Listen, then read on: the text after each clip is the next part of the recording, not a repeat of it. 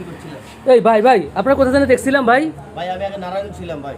কি করতেন ভাই? নারায়ণগঞ্জ জিগবাবুর বাজার ফুটপাতে মলম বিক্রি করতাম। ওরে তাই তো আপনাকে দেখছিলাম আমি, আপনি মলম বিক্রি করতেন। যে দেখি একটু মলম বিক্রি করেন তো, চাটা একটু পরে খান দাদা। ভাই এখন কি আর সেই দিন আছে রে? একটু ভাই আপনার ক্যাম্পাস অনেক সুন্দর ভাই। ভাই 1999 সালে ক্যাম্পাসারি করছিলাম আর এখন সব সাইডা দিছি। ভাই আপনার ক্যাম্পাস অনেক সুন্দর ভাই, একটু একটু করেন তো দেখি। সোনা বন্ধু তুই আমারে বোতা দাউদি কাইট্টা পালা সইতে পারি না দারুন খাজলি আর পাপলের জ্বালা খাউসেতে বাইর করলাম লাল পানি খাজলির ওষুধ বেচ্চা জমে বেচলাম তিনকানি।